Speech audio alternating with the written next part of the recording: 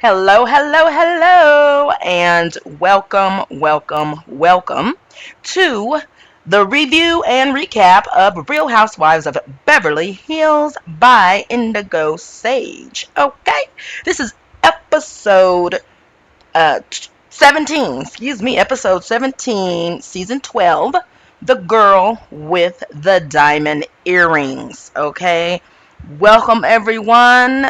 Welcome. And let's get this started because you know what? I'm going to try my best not to be long winded. However, I got a lot to say. Okay, so let's go.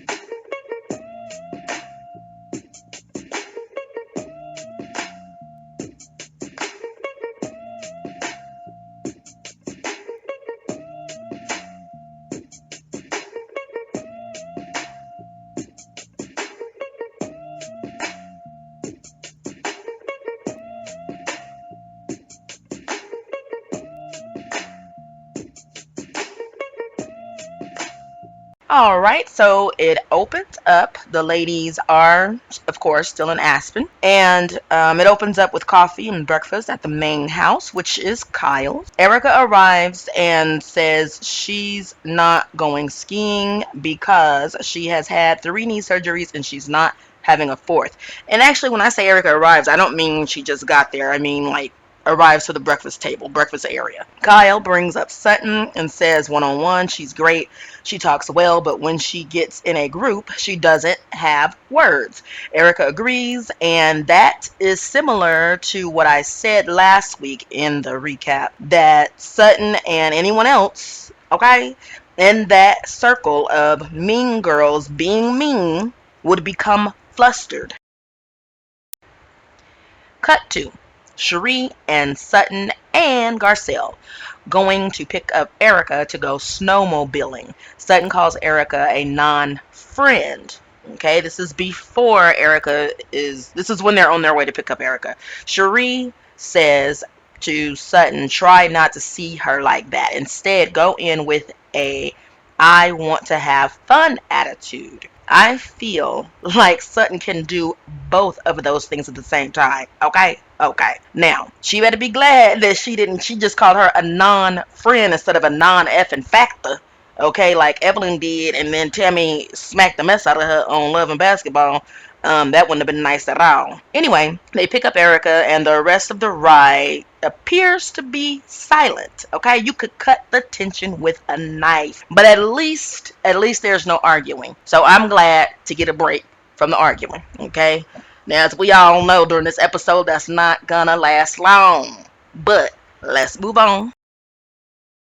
Meanwhile, Kyle goes to check on Kathy, who she put in the basement, it looks like, with 2 sets of bunk beds. Now, let me say this. It just popped on my phone, so I read it. It was an article about the reason why Kyle put Kathy in the basement is because Kathy originally asked her for the quietest room in the house so that she can sleep in. She likes to sleep in until noon and not be woken up until noon. So she said on record that that was the reason for that. Because, baby, I was wondering.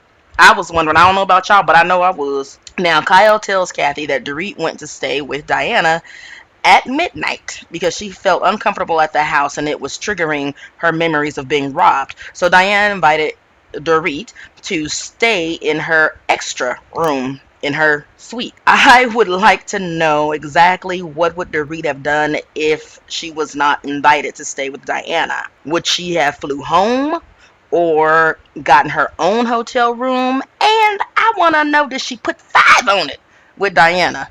Anyway, Kathy is staying behind to continue sleeping. That's what it looks like to me. Anyway, now as the ladies, Crystal, Kyle, Dorit, and Renna leave for skiing, Renna tells Erica, bye, and text me if you need us.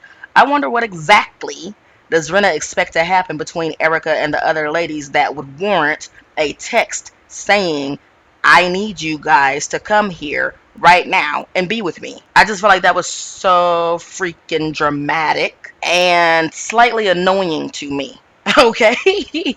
Because I want Renna to knock it off. Stop anticipating drama and that Erica will need to text you guys to come to her aid or her side right now. First of all, Erica tries to play tough. So, I can't imagine Erica being in a situation with Garcelle, Cherie, and Sutton and feeling like she can't handle it and she needs to text them to come help her. I don't know. I just didn't get it, and I felt like she was trying to be dramatic and trying to lean in, so to speak. Shouts out to the lean, okay? But trying to lean into the drama and the fighting between like Sutton and Erica, and it just was unnecessary. Okay, that's the word I'm looking for. Okay, all right, let's keep going. Cut to the ski group. They stopped to pick up Kyle's skis, and Diana met them there and hops on the van. They all cheer and clap and yell, Diana! Okay, you know what? That made my stomach turn. My God, girl, bye. Then I noticed once they get rolling, none of the ladies are wearing their seatbelt except Kyle. And that really, really irked me for real. Because I mean, what if the driver hits a patch of black ice? I'd definitely be wearing my seatbelt, as I always do, but especially in those snowy and wet road conditions. I'm just saying, like, use common sense. Use some common sense, and I know common sense ain't so common no more. All right, moving right along. Cut to the ladies at the ski lodge, and Mauricio meets them there. The ladies ski like pros, all except Dorit. She hasn't skied in 20 years, and she bites the dust, but gets right back up, which is what you must do, period, in life. Okay, when you fall, you best get back up. Then we see the other ladies snowmobiling right up to a rest area where they're offered hot cocoa, tea, and cider. And they ask for wine and tequila, to which the guide tells them, come on, ladies, you can't operate a vehicle and drink alcohol at the same time. They said, yeah, you're right, while having the saddest facial expressions. Okay, that cracked me up. Meanwhile, the other ladies are drinking Bloody Marys and other alcoholic beverages. Okay. Now here's another scene that cracked me up. So on the way down there, Garcelle is on the back of Cherie, and she's telling Cherie to stop driving crazy and to slow down and all this kind of stuff. That absolutely cracked me up. And then I saw Sutton driving by herself and driving pretty slow, and that's when it dawned on me, because at first I was like, well, why is Sutton driving by herself? Because I kind of felt like Sutton would feel too fragile, I guess, to be driving by herself. Now let's not forget she done got testosterone shots and stuff, but anyway, but like I said, I was surprised at first to see Sutton driving by herself until I saw how slow she was going, which reminded me of one of the other trips they took, and Kyle was the driver, and it was on like little train tracks, and she kept begging Kyle to slow down, and Kyle said no, because I think she was trying to beat Dorit, and she said, I don't lose. So then it made sense why she didn't want to be driven by nobody else, okay? Then we are going to see later, a few minutes later when they head back, that Garcelle says, Cherie, I love you, but I'm going to hop on the back with Sutton. And Sutton is driving so slow, and I guess that's comfortable for both of them. That just made me laugh so hard. Bless their heart, okay? And cut to the cocoa drinking ladies discussing last night. Erica says Diana is hurting. Sutton says she'll never be friends with Diana and that she won't be forced to apologize to her again. So my quick question is, when was she forced to apologize to her?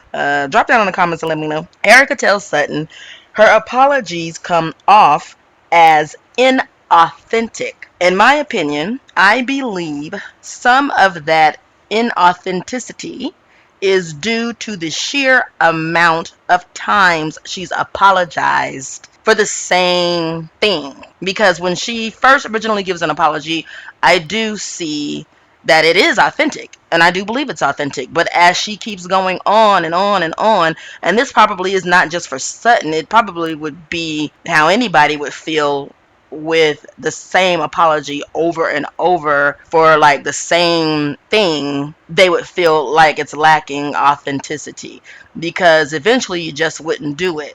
So then therein lies the problem, where Sutton is apologizing a lot of times where she doesn't need to. Okay, if she would stop apologizing just to appease people, apparently because she feels forced to do it, if she'd cut that out, then it would feel authentic, because it would be authentic. So maybe the inauthenticity comes from her feeling forced to do so. Okay, get into it.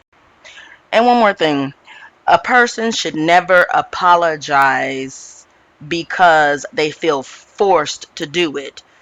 An apology should come from within, because you do regret or feel bad about what occurred. Okay, not because someone forced you to, or you just feel like you just need to appease someone just to make the situation better, to go ahead and do it. It shouldn't come from that. Okay, so anyway, now moving right along. Cut to cuts from both houses. So in both houses, the ladies tell them they had a good time snowmobiling, and the ski ladies seemed shocked that they all got along. Now, I'd like for them to stop expecting World War III every time Erica and Sutton are together. Please and thank you. Okay. Garcelle talks to Crystal about The Real. The Real is the TV show that Garcelle co-hosts on. And there was an episode coming up where she gave her opinion on Erica not giving up her diamond earrings. These ladies say that they're worth $750,000, but I had heard last year that they were worth $1 million. Now later Erica says they are worth $1.3 million, and we'll get to that soon enough. Now here's where I want to tell you guys to stay tuned after I'm done with the recap, because we will discuss where those earrings are right now. Okay. All right, now they all meet for dinner, including Mauricio. The Bravo editors are sure to show us that Erica orders a martini. Kathy comments on Sutton's dress, which I liked as well. Kathy tells her she can pull it off because she has tiny girl boobs, and I was thinking the same exact thing, because although I like the dress, it's worn without a bra and it shows a hell of a lot of cleavage. So it's perfect for Sutton, forgive me, okay, but who has no cleavage. Now Kathy says if her boobs were any bigger, it'd be vulgar, and I agree. So a lot of women can't wear it, but especially a lot of Beverly Hills women and LA went, ooh, no offense. Now, y'all know that y'all get breast augs all the time. Anyway, no offense for it.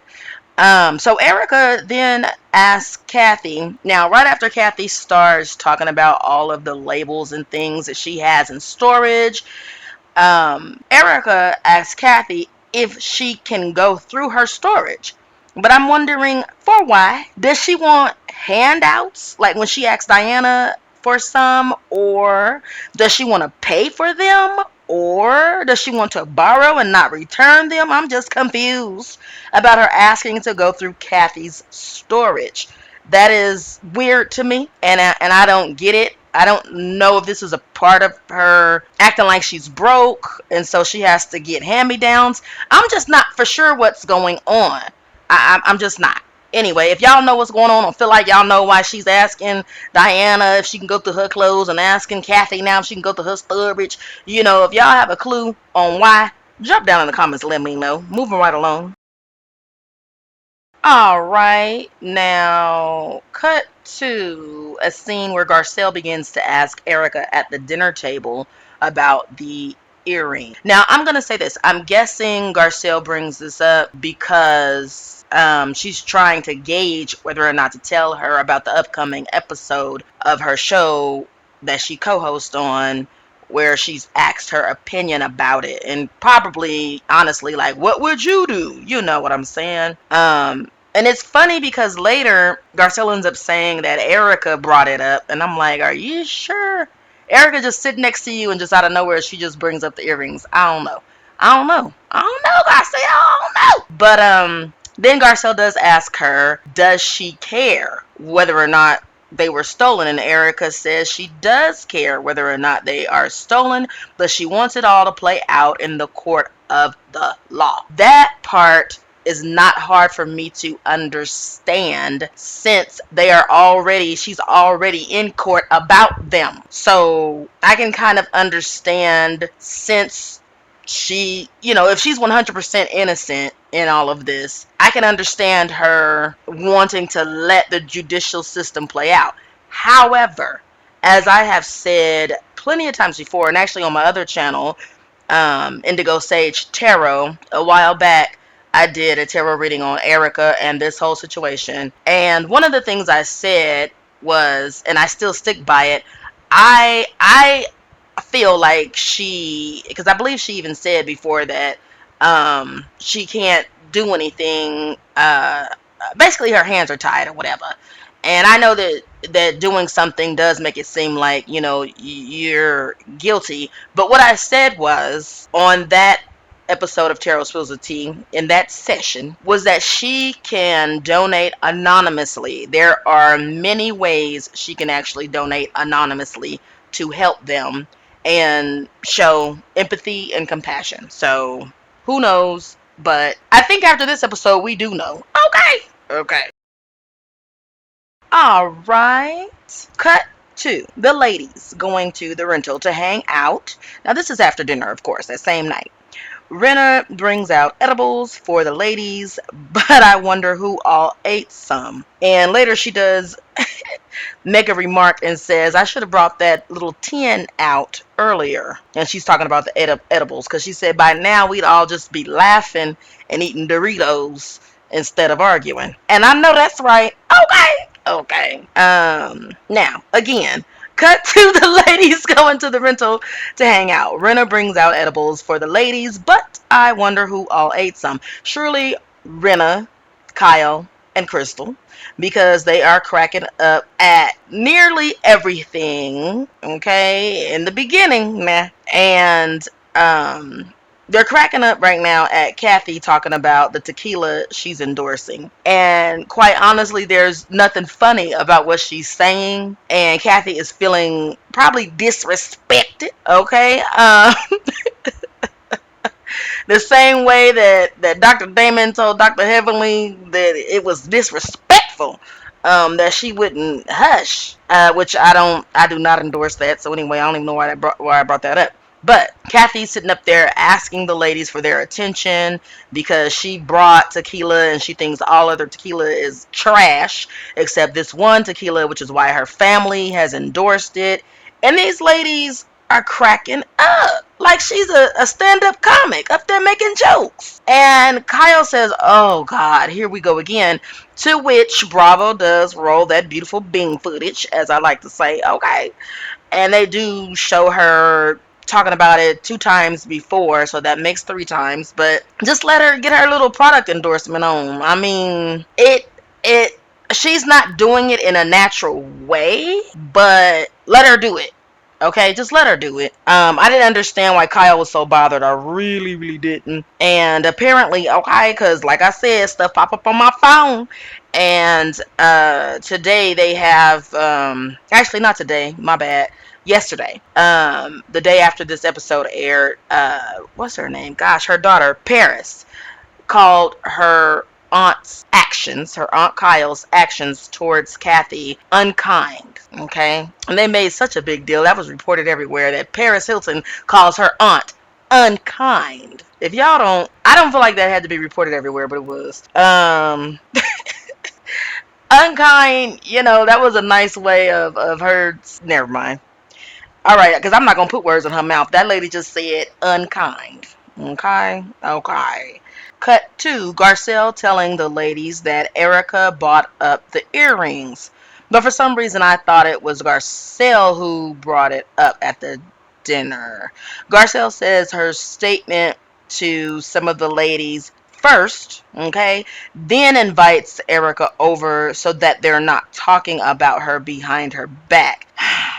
And I don't know about you guys, but I've been seeing and been noticing Garcelle do this a few times, and it's beginning to feel slightly inauthentic to my damn self that Garcelle will enter, if not start, okay? And like I said, Garcelle is my girl, but I will call anyone out. So Garcelle enters these conversations or starts them, and she makes her statement about the person first. Then after she makes her statement about the person first, who's actually not there, as soon as someone else may try to talk, then she'll say, oh no, wait, let's get them here so that we're not talking about them behind their back. Here's the thing that's weird to me, you guys. She's making a statement first, then calling them over so that they're not talking behind their back. You know that you're going to make a statement if you're going to make a statement, and you know that they are not there. So that's kind of sneaky shadiness a little bit, because why don't you call that person over before you make your statement about them behind their back? Like, you getting ready to do this and they're not there. So won't you call them over there before you start talking about them literally like behind their back? It's just weird to me. That's all. That's just weird to me. Okay. It's just weird to me. And Kyle does call Erica over, and Erica says, wait a minute, what are you calling me over here for? What are we about to get into? And she says, just come over here.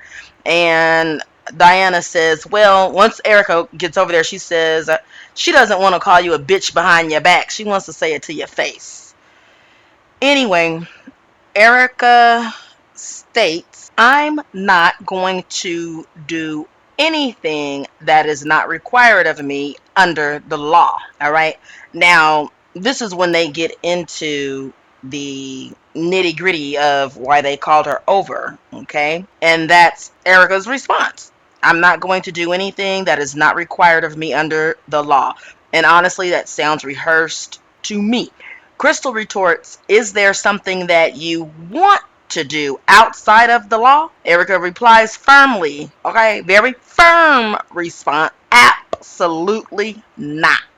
And I'm surprised that she didn't put an F-bomb in the middle of that. I'm surprised she didn't say absolutely effing not. But she didn't. She just said absolutely not. And right here is where I could see her eyes start to change. When someone goes kind of in that evil direction, you can see it in their eyes, baby. And this is where I saw it in her eyes when she said absolutely not. All right. Now, right there, if I were the other ladies, I would have left her right there alone. I would have left her alone and waited for this to come up again at the reunion to state my piece then. That's how I would have did it. Okay. Let me know in the comments if you guys would have kept on going. Let me know. Crystal says, I'd give them up. Garcelle says, I'd show compassion to people. Okay? And Garcelle makes a point that I thought was a good one, which I mentioned earlier, when she tells Erica, I feel like you're not showing compassion because it'll make you look guilty. Erica begins to yell about her not bowing down to public opinions and that she doesn't care about anybody but herself. Kyle tells Erica, don't say that because I can't defend that. Erica gets evil angry. Okay, I done coined something new, evil angry. When you know your eyes, I already told y'all the little eyes turn a different way, and you're angry, and I mean you might as well be foaming at the mouth. Erica gets evil angry with all of them, and cut to Rena on the couch, and Rena tells some of the other ladies who were on the couch with her that we need to get Erica out of here right now. Now, as Rena is whisking her away, Erica calls those ladies dumb bitches and says she doesn't care what they think and she'll sit here and argue all night with those dumb bitches. And it's uncomfortable. I was uncomfortable and I ain't even there. I was uncomfortable and I'm not even there. All right. So stay tuned real quick because I have something to show you guys about those 1 point now reported for $1.4 million earrings right now. All right, all right, all right. So here it is here. Okay. An article brought to you by Distractify says that the judge does not believe that Erica a judge does not believe that Erica had any idea about what was going on with the law firm and the funds and everything. However, she was ruled to hand over those darn earrings, okay, to the trustee for the bankruptcy for her estranged husband's law firm. Okay, so now that was months and months and months and months ago. And if you would like the details, you've got to go to the Distractify article who writes all about it. But when this episode aired, I already knew that the lady didn't have the earrings in her possession. Because I think, you know, I don't know. I'm afraid to make a guess on when she turned them over, but I knew that they were turned over like at the beginning of this season starting, or possibly even before this season started, she had already turned over the earrings. So I didn't think the earrings were going to be a discussion, but silly me in that moment, forgetting that these are all pre-recorded. Okay, so in the moment of this episode, she had the darn earrings in her possession, but by the time this episode aired, she does not have the earrings, you guys. She did turn them over. Okay, so please know she turned them over. Because it was ordered. It was in order. Now, in this article, this trustee person estimated the earrings to be worth $1.4 million. Okay? Now, y'all remember that I had said I had heard they was worth $1 million. And I didn't say that I had heard that they was turned over because I was waiting for at the end of this review. Okay. But I heard there was $1 million and they was turned over already and everything is, you know, kumbaya with the earring situation. So then here I am surprised by this episode. But anyway, this article says, and there's many articles about it. All you got to do is just Google it. But, and I believe I saw it on her Instagram when it happened. But either way, she ain't got the earrings no more. And they are well worth more than the $750,000, which I think that was per earring, which is what Erica was doing in this episode, was correcting them and cussing them out and calling them dumb bitches. Anyway, that bitch doesn't have them anymore. Okay. And remember to click like and subscribe because, look, I am always going to be me. I am going to be consistent, okay? So if you liked what you heard and what you saw, you are also going to want to ring my bell, all right? So you guys enjoy the rest of your week.